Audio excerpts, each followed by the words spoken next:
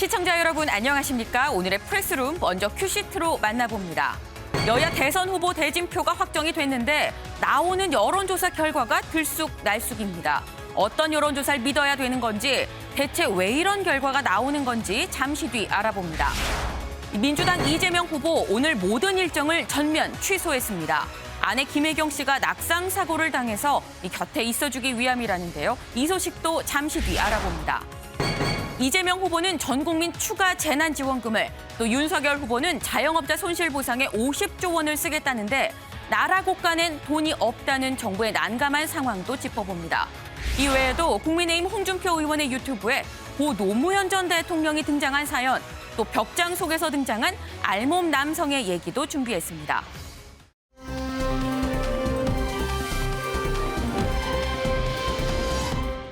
네, 오늘 날씨 정말 추운 것 같습니다. 이 아침 출근길에 우산을 든 손이 정말 너무너무 시려웠었는데 지금 날씨는 어떤지 김다영 캐스터 날씨 전해주시죠.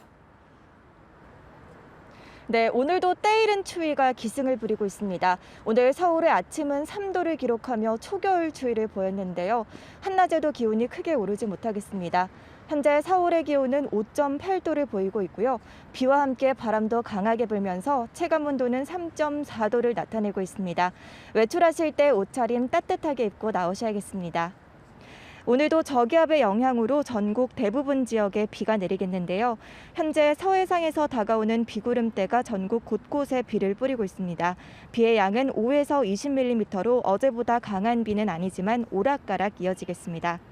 기온이 낮은 일부 지역은 비와 눈이 섞여 내리는 곳이 있겠고요. 강원 산지에는 내일까지 3에서 많게는 10cm 안팎의 눈이 내리면서 올가을 첫 대설특보가 내려질 가능성이 있겠습니다. 찬 공기가 지속적으로 유입되면서 기온도 크게 떨어지겠는데요. 내일은 아침 기온이 1도가 예상되고요. 금요일에는 아침 기온이 0도로 떨어지면서 추위는 절정을 보이겠습니다. 오늘 한낮에도 기온이 크게 오르지 못하겠고요. 서울 8도, 전주 10도, 광주는 12도로 종일 쌀쌀함이 감돌겠습니다. 주말 낮부터는 기온이 조금씩 오르면서 평년 수준을 회복하겠습니다.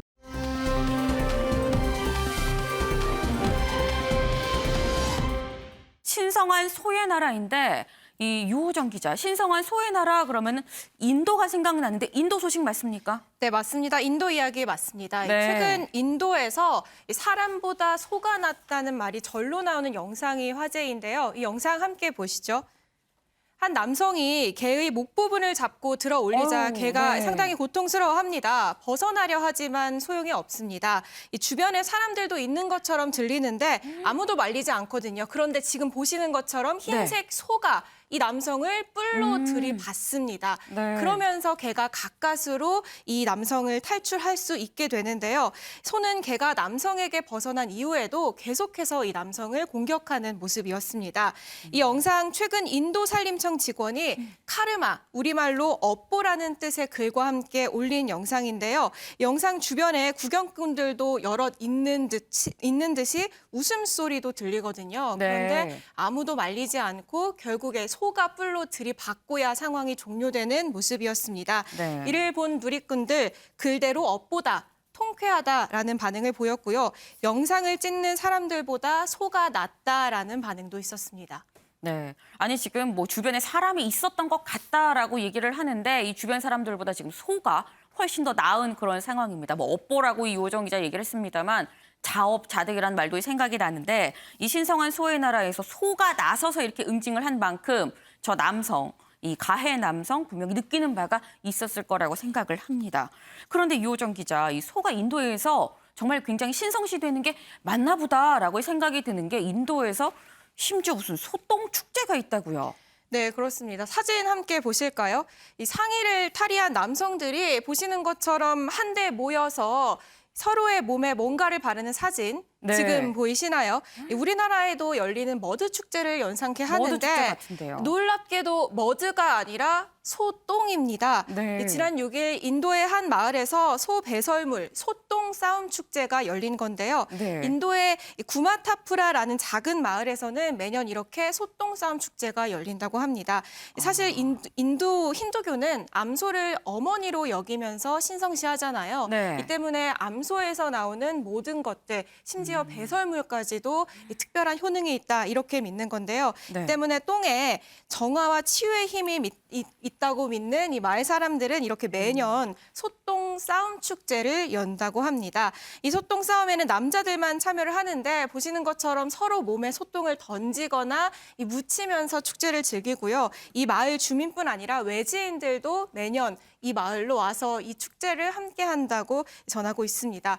이쯤 되면 걱정되는 게 있습니다. 사진을 보시면 소똥 범벅이 된 저 남성들 마스크를 쓰고 있지 않습니다.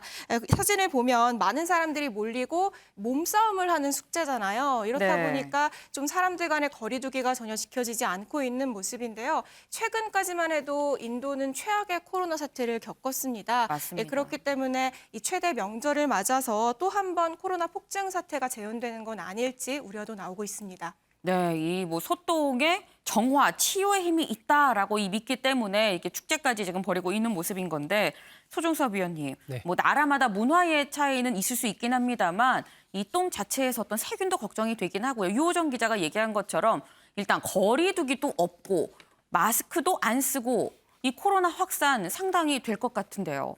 지금 같은 상황에서는 뭐 걱정을 안 할 수가 없는 거죠. 현재 인도 코로나 확진자 보면 지난 5월 달에 한 41만 명 하루에 그 정도까지 확진자가 네. 엄청나게 증가를 했다가 최근에는 한 하루에 10,000명 정도. 하루 10,000명도 많은데요. 예, 이렇게 이제 발생하고 네. 그때에 비해서는 많이 적지만 우리가 보기에는 또 굉장히 많은 숫자죠.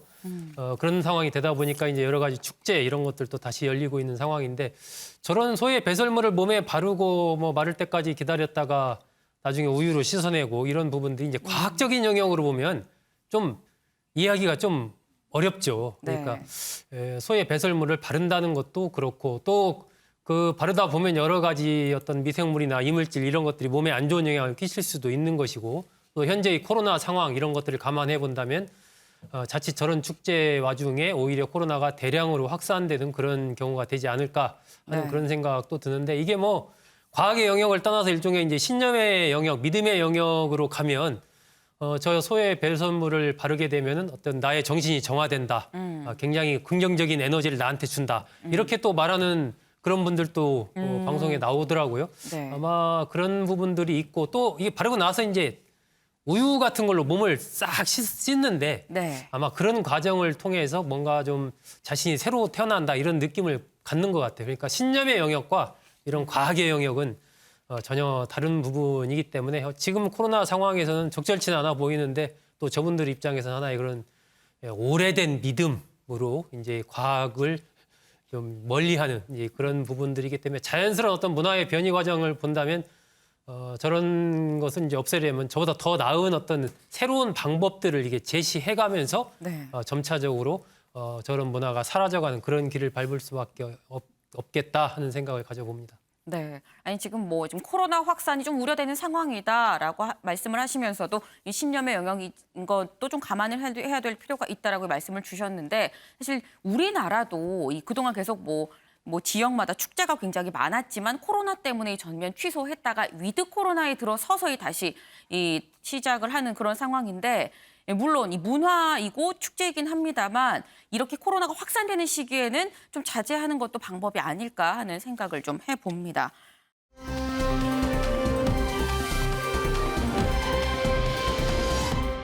벽에서 등장한 알몸 남성입니다.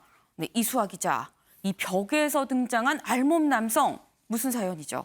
네, 유서 깊은 미국 뉴욕 랜드마크 시어터에서 일어난 일입니다. 이 극장 남자 화장실 벽 안에서 살려주세요 하는 목소리가 들렸다고 해요. 저 네. 공포 영화 못 보거든요. 저 같으면은 기갑해서 도망을 갔을 것 네. 같은데 이 구조 요청이 꽤나 선명하게 들렸나 봅니다. 이 소리를 들은 직원이 소방서에 신고를 했다고 해요. 이 소방서에서 현장에 도착해서 소형 카메라를 벽을 뚫고 안에다 넣어봤더니 네. 정말 사람이 있었다고 합니다. 와. 이 바로 벽을 뜯어내자 나온 건 다름 아닌 알몸의 남성이었는데요. 네. 이 남성 이틀 정도 그 안에 갇혀 있던 것으로 파악됐습니다.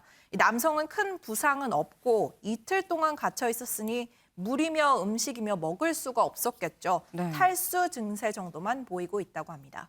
아니 그런데 이쯤에서 이 궁금할 수밖에 없는 게 왜 그 벽 안에 들어갔고 어떻게 들어갔고 알몸 상태는 왜 알몸으로 있었던 건지 이 궁금하지 않을 수가 없습니다. 네, 극장 직원들에 따르면 이 남성 며칠 전에 극장에서 배회하는 모습이 포착됐다고 합니다. 네. 그런데 그 뒤에 보이지 않아서 극장을 떠났나 보다라고 모두들 생각했는데 네. 알고 보니 벽 안에 갇혀 있었던 거죠. 이 극장 관계자 얘기 잠깐 듣고 오실게요. Glad that he was that he was able to call out to us. I'm glad that we had staff present to hear him. I'm glad that the Syracuse Fire Department was able to rescue him. 네, 소방국은 이 남성이 배관을 타고 다니다가 남자 화장실 벽에 떨어졌을 것으로 보고 있는데요. 애초 왜 배관을 타고 들어간 건지 이 부분이 궁금한데 네. 그 이유는 알려지지 않았습니다. 다만 경찰에 따르면 이 구출된 남성 정신질환이 있는 것으로 알려지고 있습니다. 일단 뭐 정신적으로 좀 문제가 있는 것으로 보인다라는 게 이 경찰의 얘기군요. 참 뭐 저희 프로그램은 아닙니다만 세상에 이런 일이 나올 것 같은 그런 사연 아닌가 싶습니다. 네.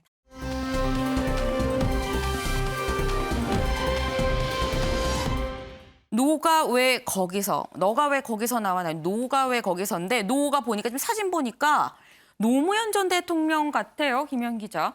이 노무현 전 대통령 관련한 어디서 나왔길래 이런 키워드가 나왔을까요? 네, 홍준표 의원과 고 노무현 전 대통령의 대화하는 영상이 때 아닌 이제 화제가 되고 있습니다. 네. 사실 이 가상 대화 영상인데요. 홍준표 의원의 지지자가 헌정 영상을 만들어서 두 사람의 가상 대화 모습을 이제 유튜브에 올렸습니다. 이게 네. 굉장히 화제가 되고 있는데요. 두 사람 어떤 대화 나누고 있는지 먼저 함께 보시고 오시겠습니다. 저승에서 보고 있기 답답해서 와봤지요. 기분이 어떻습니까? 속이 쓰리지요. 글쎄요. 내 전력을 다 쏟아내니 오히려 평안해졌다고 해야 하나? 천하의 홍검사님도 선거로는 내 노무현이 못 따라가네요. 노 대통령님처럼 되나 싶었는데 그게 잘 안 되더라고요. 이게 제 한계라고 볼 수 있겠네요. 어떤 마음으로 경선에 임했는지 물어봐도 되겠지요. 그들에게 좋은 미래를 주고 싶단 열망과 책임감으로. 네, 제가 오늘 오전에 이 영상을 확인을 했는데요. 16만 회 이상의 조회수와 4천 개가 넘는 댓글이 달리면서 좀 많은 호응을 얻고 있었습니다. 영상 앞서 보신 것처럼 뭐 노무현 대통령님처럼 되고 싶었는데 안 됐다. 뭐 떨어진 기분이 어떠냐, 씁쓸하지, 뭐 고생했다, 뭐 이런 덕담을 나누는 영상인데 네. 이게 홍준표 의원의 지지자들에게 좀 큰 호응을 얻고 있습니다. 홍 의원도 이 영상을 본인의 홍카콜라 유튜브 채널에 올렸거든요. 이 영상은 이제 홍준표 의원이 국민의힘 대선 경선 패배 이후에 처음 올린 게시물이라서 더 큰 화제가 되고 있는 상황입니다. 그렇군요. 아니 물론 가상으로 설정한 이 대화이긴 합니다만 이 노무현 전 대통령이 저승에서 보고 있기 답답해서 와봤습니다라고 이렇게 얘기하는 부분이 이 얘기가 참 마음에 와닿는데 근데 노 전 대통령이 살아 생전에 홍준표 의원이랑 좀 사이가 안 좋지 않았나요? 제 기억에는 홍준표 의원이 이 노 전 대통령을 굉장히 공격했었던 그런 모습이 좀 기억에 남거든요. 네, 그렇습니다. 노무현 대통령의 생전에는 두 사람이 이제 정치적인 대립 관계였죠. 네. 홍 의원은 이제 노무현 정부 때 강경한 발언으로 이제 노무현 저격수로 통했고요. 한나라당 원내대표 때는 이제 노 전 대통령의 봉하마을 사절을 아방궁으로 칭하면서 이제 그 유명한 아방궁 발언으로 유명세를 얻기도 했었습니다. 네. 하지만 이제 노 전 대통령 사망 이후에는 2014년 홍 의원이 정치적으로 반대 입장이 있었지만 훌륭한 대통령이었다 이렇게 이야기를 하면서 직접 참배를 하기도 했었고요. 사후에는 이제 인간 노무에 대한 애정을 좀 표현을 하기도 했었습니다. 본인의 아방궁 표현에 대해서도 직접 유감을 표했었고 홍 의원이 이제 경남도지사로 재직도 하지 않았습니까? 네. 이 당시에는 이제 봉하마을 관리 같은 것에 있어서도 아. 노무현 대통령과 이제 뭐 개인적으로 신경을 많이 썼었다 이런 이야기도 했었습니다.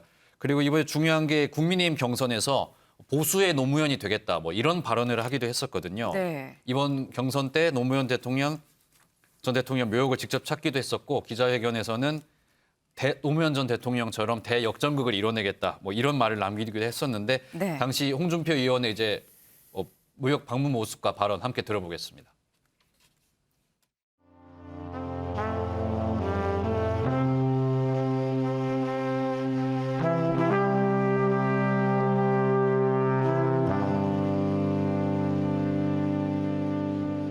노무현 대통령 묘소를 방문했을 때 경남 가는 길에 2002년 노무현 후보처럼이라는 그런 방명록을 남긴 일이 있습니다. 아마 경선 결과가 그렇게 될 것으로 나는 봅니다. 네, 경선 기간 내내 노무현을 외쳤던 홍준표 의원이 이 가상 영상을 자신의 채널에 올리고 그런 걸로 이제 좀 짐작을 해봤을 때 자신의 신경을 좀 잘 대변하고 있는 이 영상을 마음에 들어하고 있는 것으로 그렇게 보입니다. 그렇군요. 윤경우 의원님, 지금 영상을 보면 좀 잔잔한 음악이 깔리면서 이 서로 가상 대화를 이렇게 하는데 뭐 경선을 마무리하는 어떤 뭐 소회랄까요? 그런 홍준표 의원의 마음이 담긴 것 같습니다. 그런데 이 영상을 보면서 홍준표 의원이 뭔가 할 것 같은데라는 느낌이 듭니다. 어떻게 보셨어요? 예, 노무현처럼 되고 싶다 이렇게 표현을 했는데 이번 경선 과정에 아마 홍준표 의원이 본인 말로 정치한 지 뭐 27년이라고 그랬잖아요. 네. 팬덤 정치라는 게 뭔지를 조금 느낀 게 아닌가. 근데 우리 대한민국 정치사에 물론 DJ나 YS라는 오랜 경륜과 경력과 경험을 가지고 열혈 지지층을 가진 정치인이 있습니다만 갓 정치권에 들어와서 온갖 역경을 다 이겨내고 노사모로 대표되는 이런 팬덤 정치를 일궈낸 분이 노무현 대통령이 처음 아니에요? 그렇죠. 홍준표 의원은 이번에 아마 2030, 뭐 심지어 40까지도 영역이 확장돼서 젊은 층으로부터 굉장히 지지를 받았다. 그게 민심 전체 지지로 이어지는 영역 확장 뭐 이런 것을 맛봤다. 이런 거에 대한 아쉬움과 뭐 이걸 좀 살려보고 싶은 생각이 드는 거 아닌가. 경선이 끝나고 홍준표 의원이 한 얘기 중에 네. 청년의 꿈 플랫폼을 일구는데 앞으로 주력하겠다 이런 표현을 한 걸 제가 봤어요. 홍준표 이제 후보에서 지금은 이제 뭐 떨어졌으니까요. 후보란 표현을 쓰는 건 안 맞습니다만 하여튼 정치인 홍준표에 대해서 계속해서 젊은 유권자들이 젊은 지지층들이 이렇게 계속 지지를 보내준다면 아마 그런 걸 일궈내고 싶은 생각이 있는 게 아니었을까. 그래서 이렇게 노무현이라는 그런 상징화된 후보를, 전 대통령을 끌어낸 게 아닐까. 저는 그런 해석이 듭니다. 네. 모르겠습니다. 홍준표 의원이 지금 54년생이니까 나이가 이미 60대 후반이에요. 예. 그러나 뭔가를 한번 꾸려가 보겠다. 그런 점에서는 한번 기대를 해볼 만한데 그러나 이미 이제 당내 경선이긴 합니다만 한번 이렇게 좌절을 맛봤는데요. 어떤 식으로 그게 구현이 될지 저도 참 궁금합니다. 네, 이 홍준표 의원 이 팬덤 정치를 이번에 아마 맛봤을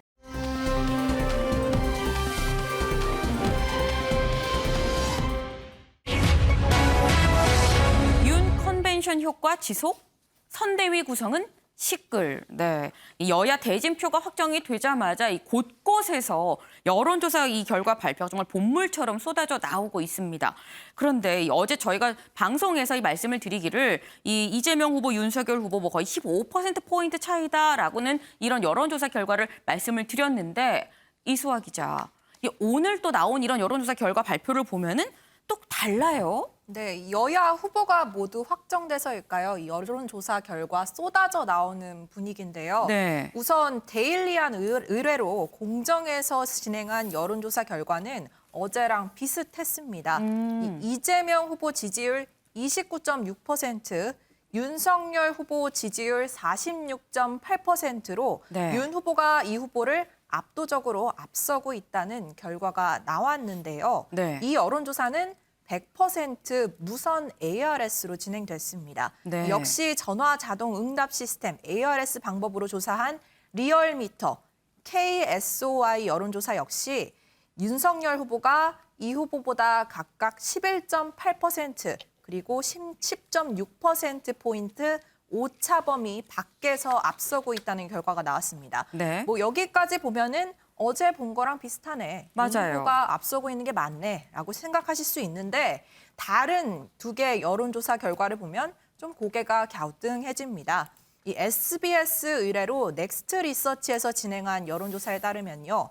이재명 후보 윤석열 후보 각각 지지율이 30.7%, 34.7%로 격차가 4%포인트, 그러니까 오차 범위 안에서 접전 네. 중입니다. 이 조사는 유무선 전화 면접을 섞어서 진행했고요. 전화 면접입니다. 그리고 엠브레인 퍼블릭에서 뉴스원 의뢰로 진행한 다자대결 조사 결과 역시 두 사람이 비등비등하게 가고 있는 것으로 나타났습니다. 그러네요. 이 조사는 무선 전화 면접 100%로 진행했는데요. 그러니까 같은 기간 진행된 여론조사 5개 중에서 네. 3개는 윤 후보가 오차 범위 밖에서 앞서고 있다라고 말하고 있고 네. 다른 2개는 오차 범위 안에서 두 후보가 접전이다. 이렇게 나타나고 있는 겁니다. 아니 근데 이렇게 지금 이수아 기자가 잘 설명을 했습니다. 여론조사 지금 5개. 이 5개가 왜 이렇게 다 제각각인 건지 팩트 체크해봤죠. 네, 앞서 말씀드린 대로 이 여론조사 결과 중에 2개, 그러니까 이 후보와 윤 후보가 비등비등하다라고 나타났던 여론조사는 우연인지 조사 방법이 똑같습니다. 전화 면접 방식이었고요. 네. 윤 후보가 오차 범위 밖에서 앞서고 있다고 나온 여론조사 3개, ARS 방식으로 진행이 됐습니다. 이 조사 방법에 따라서 결과가 다르게 나오는 거 아닌가라는 합리적인 의심이 드는 대목인데요. 네. 이 여론조사 전문가들에게 좀 물어봤어요. 다양한 의견을 들을 수 있었는데 일단 대세 의견은 전화 면접이 ARS보다 더 정확할 가능성이 크다입니다. 네. 전화 면접의 경우에는 일일이 유권자에게 뭐 조사원이 전화를 해서 답변을 유도하다 보니까는 왜 저희 광고 전화도 사람이 걸면은 좀 끊기 힘든 그런 게 있잖아요. 있습니다. ARS보다. 맞아요. 그런 면 때문에 응답률이 상대적으로 높고 ARS는 정말 이 투표, 선거에 관심이 있는 사람만 응답하기 때문에 응답률이 떨어져서 정확도는 전화 면접이 더 높다 이겁니다. 그런데 제가 오늘 취재를 하면서 ARS가 전화 면접보다 더 적중률이 높다라는 일부 전문가 의견도 있어서 소개해드리려고 하는데 직접 목소리 듣고 오시죠. ARS는 네. 전화 면접으로 따지면은 전화 면접 조사를 해서 반드시 투표하겠다는 층하고 성향이 비슷해요.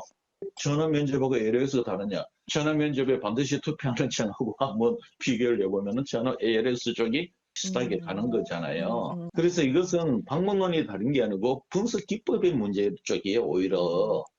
출구조사는 12개를 비교했더니만 출구조사는 3개 틀렸고 ARS는 2개밖에 안 틀렸단 말입니다. 오히려 출구조사보다 적중률이 나오는 이유가 뭔가요? 이것이 나름대로 이유가 있는 거예요. ARS 조사를 전화조사가 맞비교하는 게 아니고 전화조사의 반드시 투표하겠다는 층이 가까운 것이 ARS다. 는 조사의 특징을 감안해서 해석을 해야 되지. 네, 이 입장 다시 한번 정리를 좀 드리자면 ARS 응답사는 반드시 투표를 할 의지가 있는 사람들이기 때문에 정말 투표는 적극적인 권리 행사 행위잖아요. 네. 그렇다 보니 이분들이 진짜 투표소에 올 분들이라서 이 ARS 조사가 오히려 더 정확하다 이런 논리를 펼치고 있는데 저는 뭐 나름대로 설득력이 있는 주장이라고 생각은 들었습니다. 이 한 전문가가 말해줬는데 이 유권자로서 여론조사를 볼 때 그럼 어떤 여론조사를 참고를 해야 될까 뭐 이런 맞아요. 생각이 들잖아요. 팁을 줬는데 의뢰기관이 없는 조사기관의 자체 정기 여론조사를 좀 참고를 하면 꾸준히 봐온다면은 지금의 투표 그리고 지지율 성향을 알 수 있다. 이런 도움을 줬습니다. 결국 이수아 기자 말처럼 이 여론조사라는 게 그때그때 나오는 이 수치만 볼 게 아니라 이 꾸준하게 진행되는 이 비교군, 대조군이 있는 여론조사의 추이를 봐야 된다라는 지금 그런 얘기였습니다.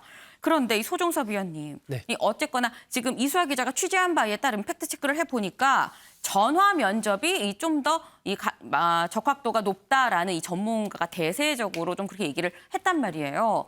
그렇게 따진다면 이 전화 면접, 결국 이 윤석열 후보, 이재명 후보 좀 비등비등 접전을 벌이고 있는 이게 더 믿을 만한 근거가 있다라는 얘기가 나올 텐데 윤석열 후보 입장에서는 좀 속상할 수 있겠습니다만 이 컨벤션 효과가 끝난 건가라는 생각도 들거든요. 근데 이제 그런 측면이 있는 거죠. 예를 들면 같은 기관에서의 조사 결과를 하나를 딱 놓고 거기에서의 오차범위 내냐, 오차범위 바뀌냐 이런 부분도 물론 우리가 봐야 되지만 네. 그 기관에서 한 그 전 조사, 그러니까 전체적인 그 기관에서의 트렌드 네. 이런 것 속에서 그러면 지난번 조사 그 전조사와 비교해서 트렌드가 어떤가 이것을 보는 게 현재 민심의 흐름을 파악하는데 더 중요하지 않을까. 그러니까 행적인 측면에서의 그 데이터보다도 종적인 데이터를 봐야 된다라는 거죠.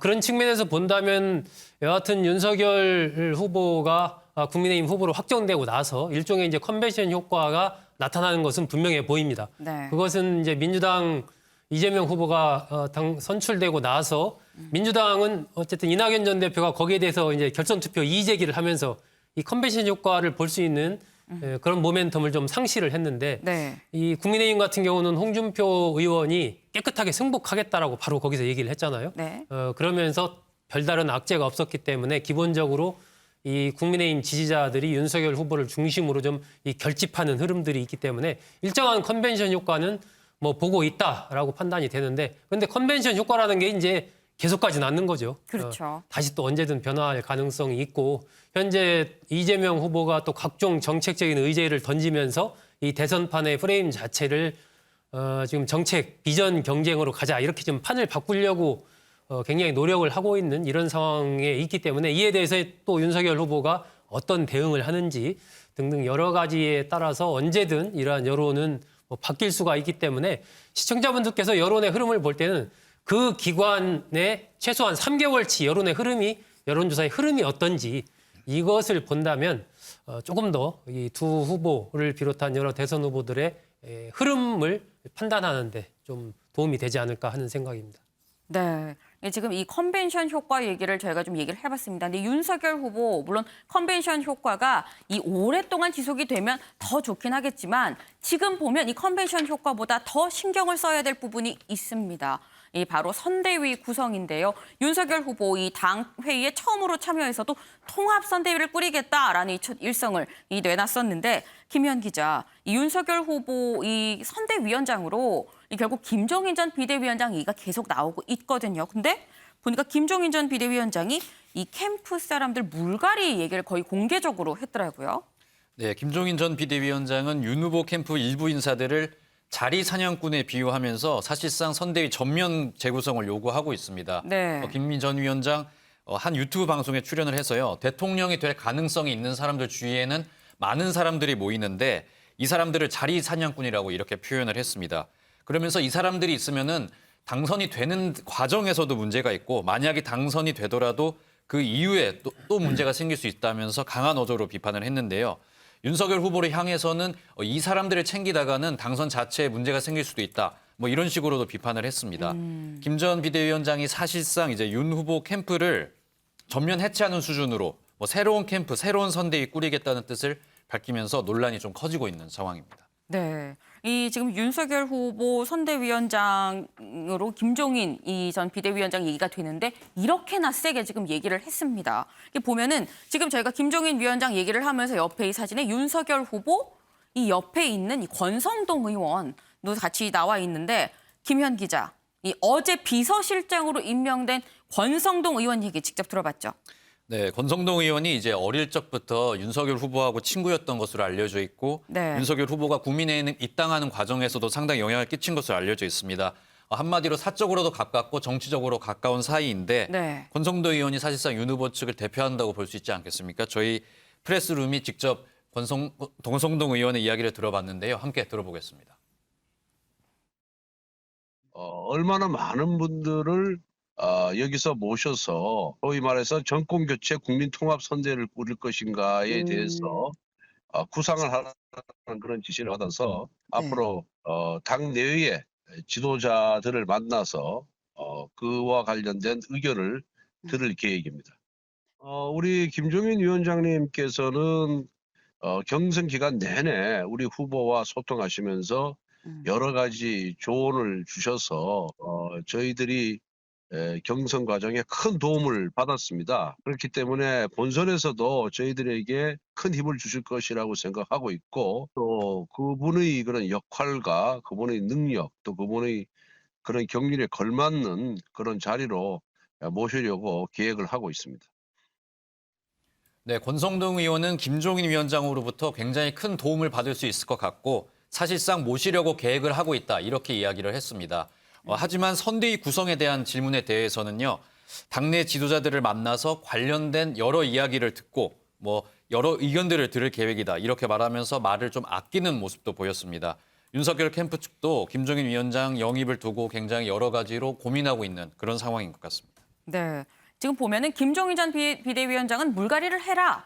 반면에 윤석열 캠프 쪽에서는 뭐 국민 통합 선대위로 꾸리겠다, 다 같이 하는 이런 걸 좀 고민을 하고 있다라고 얘기를 하는 걸 보면 어쩌나 미면 온도차가 좀 느껴집니다. 그런데 이 온도차가 더 크게 느껴지는 게 유호정 기자. 이 선대위 구성을 놓고서 이준석 대표 그리고 윤석열 후보 이 캠프 측이 지금 거의 뭐 신경전 수준으로 가는 것 같아요. 네, 그렇습니다. 사실 이준석 대표는 윤 후보의 입당 직후부터 이 윤 캠프 주변 인사들의 문제점을 지속적으로 제기를 해왔습니다.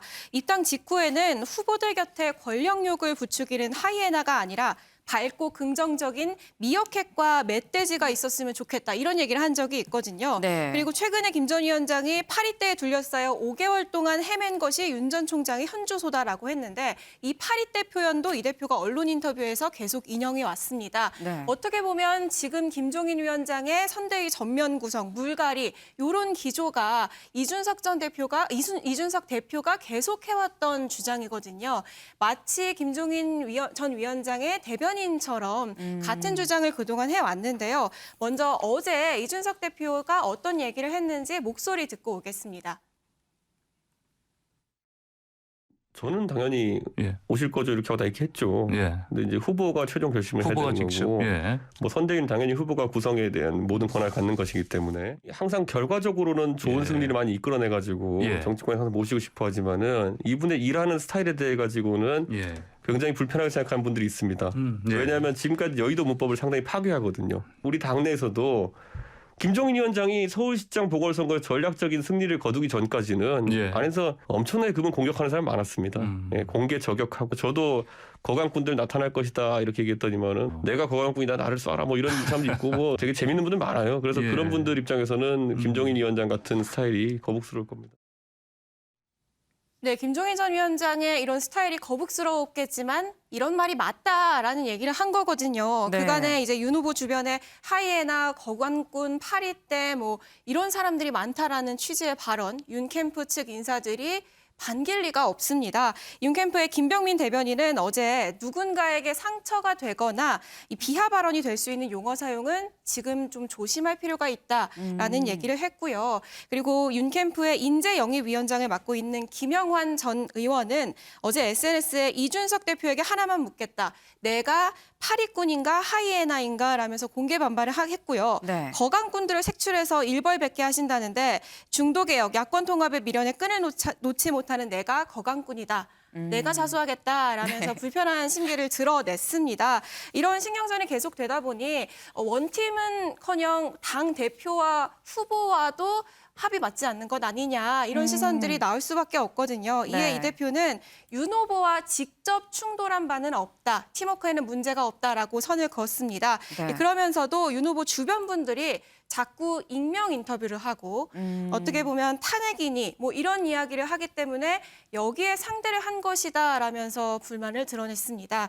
기사를 보면 윤석열 캠프 관계자는 뭐뭐라고 했습니다라는 이런 문구들 보이실 텐데요. 이게 윤석열 캠프 측 공식 입장은 아니고 캠프에서 뭐 몸을 담고 있는 어떤 인사의 개인적인 의견들이 이제 보도가 되는 겁니다. 이런 인터뷰들을 꼬집은 건데 저희가 방송 직전에 이준석 대표가 또 관련 SNS를 올렸더라고요. 요거를 소개를 하면 아예 한 보도를 소개를 했습니다. 소개한 기사 내용은 이렇습니다. 윤석열 캠프 관계자는 대선은 선대위 임명장을 수백만 장 주는 게 가장 효율적인 선거운동이라며 대선을 치러보지도 않은 사람들이 제 밥그릇 챙기려고 남의 밥그릇을 걷어차고 있다고 반박했다.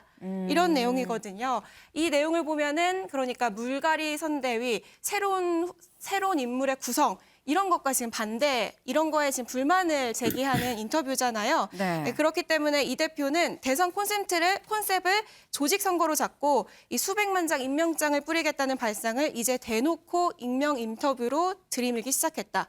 그냥 할 말이 없다. 어떻게들 하겠는지 지켜보겠다라는 글을 적기도 했습니다. 그냥 할 말이 없다. 어떻게 하겠다는 건지 지켜보겠다. 이거 이준석 대표 이 굉장히 좀 화가 났을 때 쓰는 이런 표현인 건데 지금 화가 상당히 나 보입니다. 지금의 상황으로 봤을 땐 일단 이 이준석, 김종인데 마치 윤석열 이런 구도로 지금 짜이고 있는 거 아닌가라는 이런 생각이 드는데 이 김현 기자, 이 김종인 전 위원장이 선대위원장을 맡는 거에 대해서도 뭐 아까 이준석 대표는 뭐 윤캠 내부에서 뭐 이런저런 불만을 내놓고 있다라고 얘기를 하고 있는데 어쨌거나 윤캠인지 아닌지는 모르겠어요. 어쨌거나 이 내부 반발이 또 만만치 않은 것 같습니다. 네, 그렇습니다. 김종인 위원장의 합류를 두고 당내에서도 계속 반발이 나오고 있습니다. 홍준표 의원이 이제 선대위에 합류하지 않는 것도 사실 이 김종인 전 비대위원장 때문이다 이런 분석도 나오고 있거든요. 이렇게 당내에서 반발이 나오는 이유는 이제 앞서 말씀드린 대로 김종인 위원장의 강력한 전권 요구 때문입니다. 새누리당 시절 박근혜 비대위 때도 그랬고 문재인 대통령 이제 측근들과도 갈등이 심했거든요. 때문에 이제 당내에서 반발의 목소리가 계속 나오고 있는 것이고 김종인 위원장도 역시 이제 아직까지는 공식적으로 요청받은 게 없다. 뭐 이런 이야기를 계속 하고 있습니다.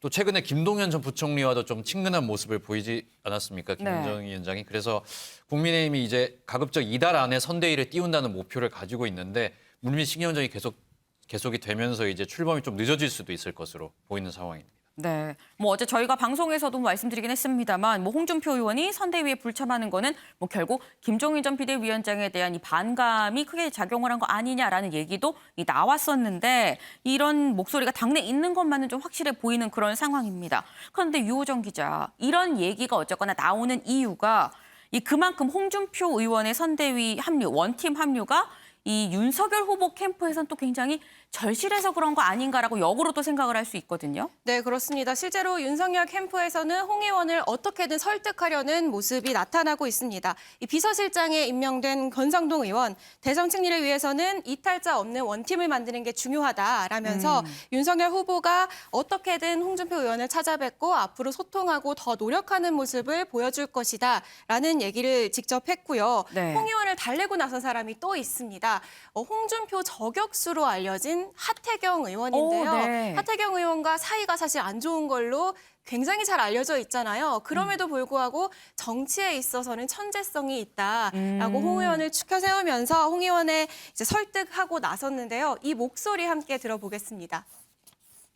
후보가 우리는 다 같은 하나의 한 팀이다, 깐부다 이런 이야기를 했듯이 지극정성으로 저는 공을 쏟아야 된다고 보고요. 특히 홍 후보 같은 경우는 정치적 천재성이 있는 분이에요. 그 소위 그 지니어스가 있습니다. 그래서 윤 후보는 홍 후보를 좀 정치 스승으로 모셔야 된다고 생각을 합니다.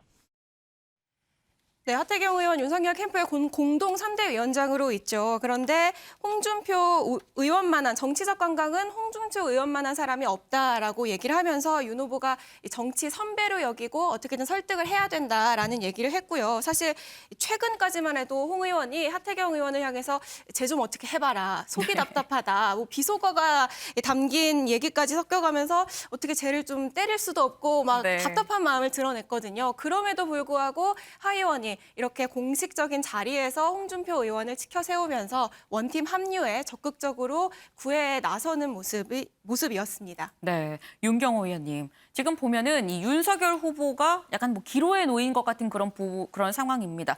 이 홍준표를 잡으면 김종인이 빠져나가고 김종인을 잡으면 홍준표가 빠져나가고 뭐 둘 다 잡으면 베스트이겠으나 지금 둘 다 한꺼번에 잡을 수 없는 상황이면은 누굴 잡는 게 더 나은 선택인 걸까요?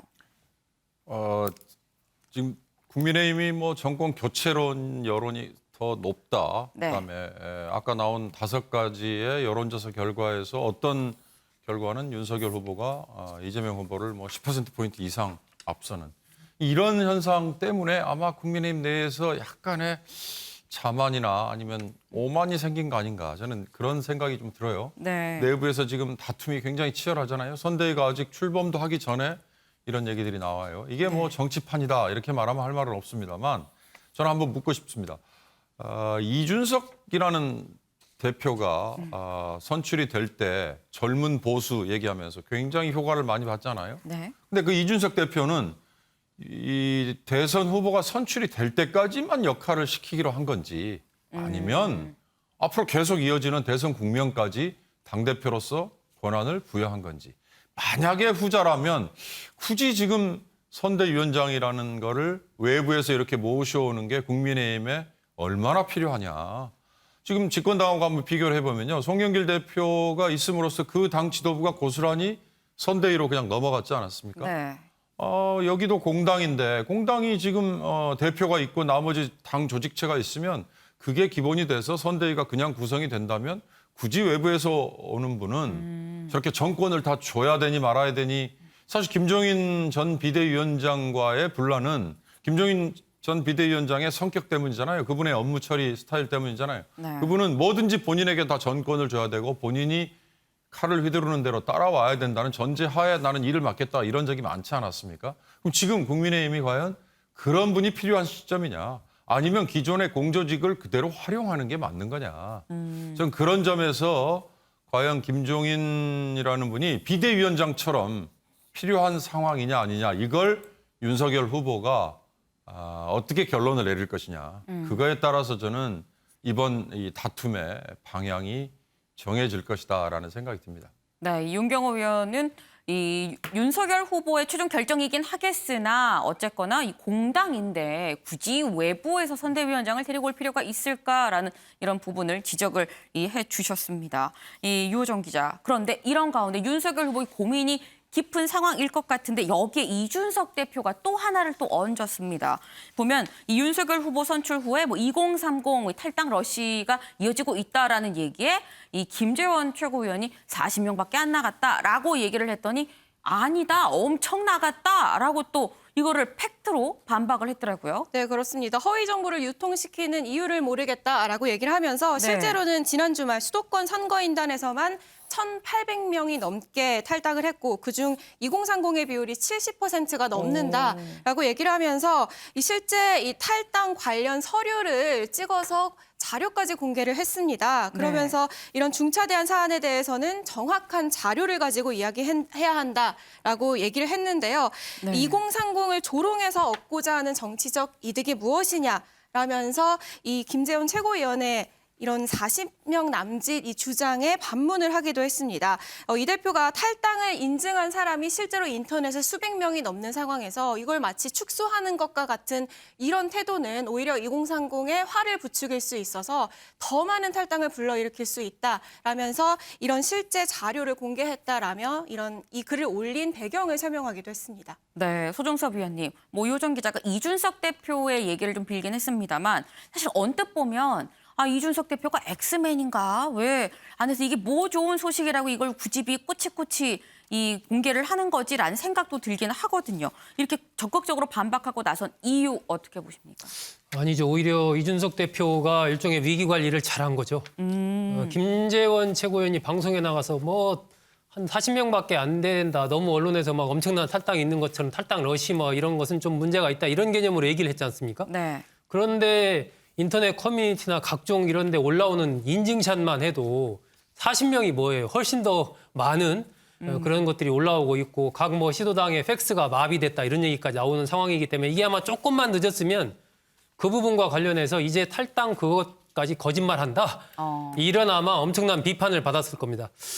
이준석 대표가 발빠르게 어쨌든 김재원 최고위원을 비판을 하면서 실태를 공개한 것 저는 아주 적절하게 잘했다라고 생각을 하고요. 네. 일단은 저게 당장 저렇게 알려지는 게 오히려 당에 안 좋은 거 아니냐 그냥 별일 아닌 것처럼 그냥 조용히 이렇게 하는 게 궁극적으로 좋은 거 아니냐라고 얘기하는 분들도 있겠지만 제일 기본은 어쨌든 사실관계를 분명하게 공개하는 거 이게 모든 일의 기본입니다. 그리고 이른바 정견 바르게 봐야 어떤 것이 문제인지 정확하게 파악이 가능하고 그래야 그에 맞는 처방전을 낼 수가 있는 것이거든요. 그런데 이번 사태 같은 경우에 별거 아니다 한 40명 이렇게 봐버리면 이거 아무것도 아닌 일이 돼버려요. 그런데 그렇지 않고 냉정하게 데이터로 딱 보면은 이것이 지금 1,800명인데 오늘 나온 보도대로라면 3,000명이 넘습니다.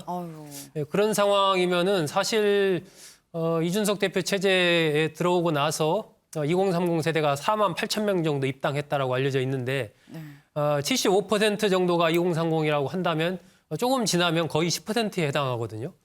이 정도의 탈당, 입당과 달리 탈당은 절차도 복잡하지 않습니까? 그런데도 이렇게 한다는 것은 이 상당한 어떤 여러 가지를 함의를 거기서 보여주는 부분이기 때문에 네. 국민의힘으로서는 굉장히 이 문제를 중요하게 바라볼 필요가 있는 것이죠. 그리고 내년 3월 9일 대선은 2030이 승부를 결정합니다. 네. 지금 40대는 이미 이재명 후보에 대한 지지세가 견고하게 유지가 되고 있고 50대는 조금 갈리지만 약간 이제 야당 흐름이 조금 세고 60대 이하는 윤석열 후보의 지지가 더 앞서고 있는 이런 흐름이 지금까지 쭉 이어져 왔거든요. 그런데 2030에 대한 이 지지는 여러 가지 변화를 지금 겪고 있는 그런 상황이기 때문에 유권자의 30% 한 1,200만 명 정도의 유권자가 2030 세대이기 때문에 이 세대에 대한 어떤 남다른 이런 대책 이런 부분을 가져가야 된다는 측면에서는 이준석 대표의 저런 현재의 태도 이런 것들은 국민의힘에는 상당히 이준석 대표가 제 역할을 하고 있는 거다.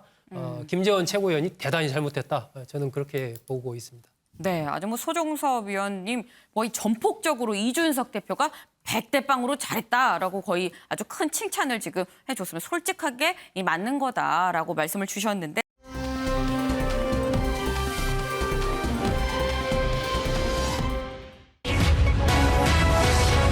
부인 낙상 사고에 이재명 일정 올 스톱. 네, 이 이재명 후보.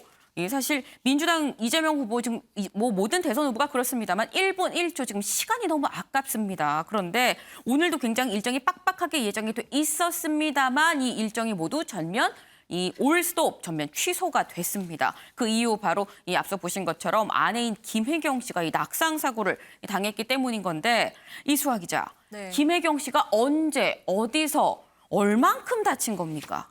오늘 오전 가장 뜨거운 뉴스가 아니었나 싶은데 네. 민주당에서 공지를 냈습니다. 다름이 아니라 이 후보의 부인 김혜경 여사가 오늘 새벽 1시 반쯤 낙상 사고로 입원했다고 밝힌 거죠. 네. 이 검사 결과 큰 부상은 아니라고 알려지긴 했는데 뭐 그래도 입원할 정도면 쉽게 넘길 건강 상태는 아닐 것 같다라는 네. 생각이 들고요. 사고 경위에 대해서는 자택에서 낙상 사고를 당했다. 딱 이 선까지만 알려졌습니다. 뭐 다만 후보 본인이 참모에게 새벽에 전화를 해서 지금 응급실이다라고 밝힌 것을 보면 이 김 여사가 이 후보와 같이 있는 자리에서 이 낙상 사고를 당한 것이 아닌가라는 추측이 가능하다고 할 수 있겠고요. 이 김혜경 여사 평소 지병이 있거나 한 건 아니라고 합니다. 이 민주당 측에서는 김 여사가 최근 적극적으로 남편의 선거 활동을 돕고 있잖아요. 배우자실까지 신설이 된 상태고요. 네. 이런 일정들을 소화하면서 과로와 스트레스가 쌓인 것이 원인이 아닌가라는 말이 나오고 있습니다. 그럼 이재명 후보는 지금 이 시간 이 김혜경 씨 옆에서 지금 병간호를 하고 있다고 봐야 되는 건가요? 네, 이 후보 오늘 일정 모두 취소했다고 전해드렸는데요. 네. 대선 후보로서 일정도 정말 중요하지만 아내를 오늘 하루라도 간호하고 싶은 마음이 크다라고 밝혔다고 해요. 이 후보 오늘 일정을 보면 가상자산 관련 청년 간담회, 청년 소방대원과의 오창, 한국여성대회 등 2030 세대와의 교감을 하는 그런 일정을 수행할 예정이었습니다. 네. 특히 오후 3시에 있을 한국여성대회에서 윤석열 후보와 첫 후보 확정 뒤에 첫 대면 만남이 있을 예정이어서 과연 두 후보가 어떤 얘기를 나눌까, 어떻게 서로를 맞이할까 이 부분에 대해서 관심이 쏠렸는데 둘의 만남 잠시는 미뤄졌다고 봐야 될 것 같습니다. 이 후보 오늘까지만 아내 병가모에 집중하고 내일부터는 다시 일정을 소화할 예정이라고 알려졌는데요. 내일부터는 다시 대선 후보 일정을 뛰는 이 후보 모습 전해드리도록 하겠습니다. 네. 윤경호 위원님, 지금 보면은 이재명 후보가 어쨌든 지금 대선 주자인데 이 중차대한 시기에 하루 일정을 통으로 다 빼고 뭐 낙상사고인 이 아내 옆에 하루 종일 지금 붙어 있는다는 거 아닙니까? 뭐 제가 아내로서의 입장을 뭐 너무 많이 담아서 후하게 평가하는 건지 모르겠습니다만 이게 쉽지 않은 선택이잖아요. 그렇습니다. 그러다 보니까 이거 밝히지 않은 뭐 다른 이유가 있는 거 아닌가? 이런 얘기부터 벌써 나돌았어요. 네. 왜냐하면 오늘 한국 여성대회라는 거 굉장히 중요한 행사고요. 네. 소방의 날 뭐 다른 거, 그다음에 청년들과의 만남, 앵커가 얘기한 것처럼 하루 통째로 일정을 비우는 거 만만치 않아요. 저는 사실 배우자와 관련된 얘기 중에 최근에 이재명 후보 캠프에서 발표한 게 배우자실이라는 조직을 만들었다. 근데 거기에 또 실장을 남성 현역 의원을 앉혔다. 네. 굉장히 이례적이에요. 과거에 배우자의 역할 여러 있습니다만 박근혜, 문재인 이렇게 두 후보가 붙었을 때 박근혜라는 후보는 배우자가 없었지 않습니까? 문재인 후보의 배우자인 김정숙 여사가 당시에 문재인 후보에게 굉장히 반감을 표출하고 있던 전라도 호남 쪽에 가서 뭐 목욕탕에 다니면서 무슨 등 밀어주는 것까지 하면서 그것도 또 전혀 알리지 않고 네. 나중에 뭐 어머 그 아주머니가 문재인 후보 부인이었다더라라는 네. 얘기도 나올 정도로 그렇게 노력을 해서 이미지를 많이 만회했다 이런 얘기들이 있지 않습니까? 네. 그런 걸 감안하면 배우자실을 만들었는데 실장을 남성 현역 의원이 굉장히 파격적이에요. 근데 마찬가지로 오늘 부인인 김혜경 여사가 어찌됐든 뭐 낙상 사고라고 하니까 빠른 쾌유를 빌긴 합니다. 그러나 뭐 스트레스와 피로라고 얘기하기에는 이게 초창기예요. 이제 시작하지도 않았다고 얘기할 정도로 이제 활동을 갓 시작하는 단계인데 네. 이런 일이라는 거는 뭐 다른 이유가 특별히 없이 정말 그런 약간의 일시적인 해프닝이기를 저도 뭐 바라고요. 왜냐하면 이게 건강한 선거 운동이 돼야 되고 서로 상대를 배려하는 그런 캠페인이 돼야 되기 때문에 아무 일이 없었으면 좋겠다는 생각이 듭니다. 어찌됐든 이재명 후보가 오늘 하루를 이렇게 통째로 비웠다는 게 긍정적인 효과를 줄 수도 있겠죠. 뭐 부인에 대해서 오늘 하루만큼은 내가 곁에 좀 있고 싶어서 그랬다라고 얘기하는 게 일부 있으니까요. 있는 그대로 믿어주는 게 좋을 것 같습니다. 네, 일단 뭐 김혜경 씨 쾌유를 좀 빌어보고 이 이재명 후보 입장에서는 뭐 집에서 아내도 아프고 이 밖에서는 또 이런저런 뭐 말실수가 좀 논란이 되기도 하고 좀 힘든 상황으로 보입니다. 그래서인지 이수아 기자, 이 이재명 후보가 별명이 사실 사이다예요.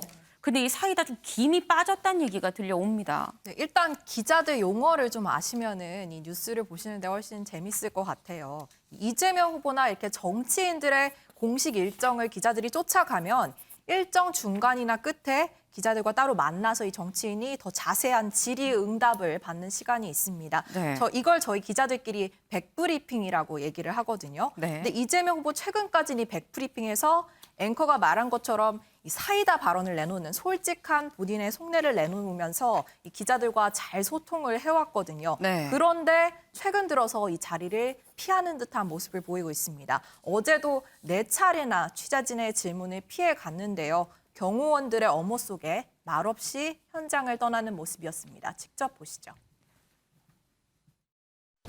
혹시 오시라는 거 얘기한 거에 대해서 어떻게 생각하세요? 예, 다칩니다. 여기까지 하시죠. 여기까지. 실례합니다. 제가 가야 되세요? 아니 대답 여부나 권리를 막으시면 드려야 되니까요. 막지 마세요. 왜냐면 길을 막으시면 안 되죠.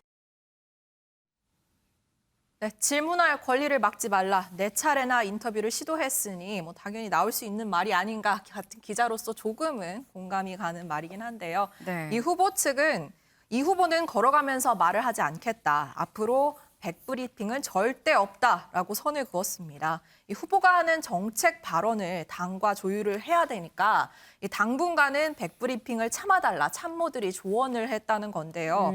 대신 대변인이 나서서 박찬대 대변인이 본인이 질문을 받겠다 백브리핑을 제안했는데 이건 또 기자들 쪽에서 거절을 했다고 합니다. 네. 그러니까 대변인이 필요 없으면 앞으로 기자들을 만나지 않겠다라고 맞받아치면서 계속 이 후보 측과 기자단 사이에 불협 화음이 나고 있는 상황입니다. 네, 사실 뭐 기자들 입장에서는 뭐 대변인의 얘기도 뭐 후보의 입이라고 볼 수 있긴 합니다만 후보 본인의 입을 통해서 나온 게 더 이 취재 가치가 있는 거기 때문에 또 열심히 또 요구를 한 걸로 보이는데 그런데 소종섭 위원님, 이 보면은 말을 좀 많이 하다 보면 실수가 또 있을 수밖에 없는 상황이니까 일부러 아예 말하는 이런 기회 자체를 좀 줄이는 거 아닌가 하는 그런 생각이 드는데 이게 말을 줄인다는 게 이재명 후보한테 독일까요? 득일까요?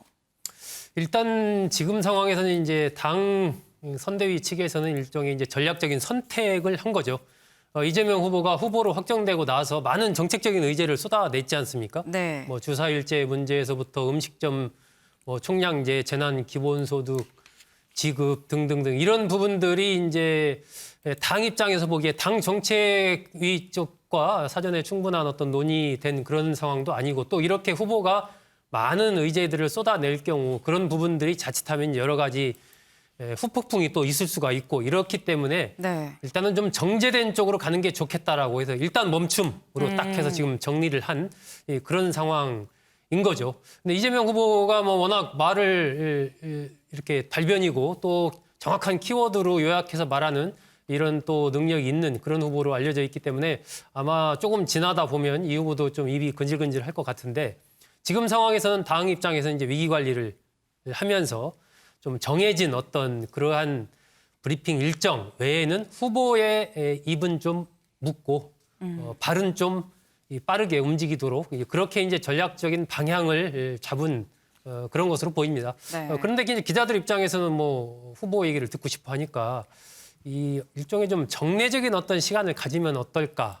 이재명 후보든 뭐 윤석열 후보든 간에 일주일에 한 번이라든지 뭐 이렇게 딱 정해서 매주 월요일 날 뭐 10시부터 뭐 12시까지는 기자들과 만나서 여러 가지 일주일간의 현안에 대해서 좀 자유롭게 이렇게 질의응답을 하는 이런 시간으로 가는다든지 이렇게 뭔가 후보와 언론인들과 직접 만날 수 있는 자리를 가질 필요는 있어 보입니다. 그게 없는 상태에서 딱 지금 맞고 또 그런 질문들이 주로 이제 지난번에 뭐 정진상 실장과의 통화 문제 이런 예민한 부분에 대한 질의가 나오다 보니까 그런 건데 좀 그런 정례 모임을 설치하면 어떨까 하는 생각을 가져봅니다. 네, 지금 보면 뭐 여야 할 것 없이 뭐 미래 비전 제시보다는 이 당장의 좀 리스크 관리가 좀 더 우선되는 그런 상황으로 지금 보여지는데 이번에는 저희가 정책 얘기를 좀 해볼까 합니다. 지금 이재명 후보는 전 국민 이 재난지원금을 이 추가로 지급하는 거 그리고 윤석열 후보는 소상공인에 대해서 50조 원을 들여서 이 손실 보상을 해주겠다라고 이걸 내세우고 있는데 유호정 기자,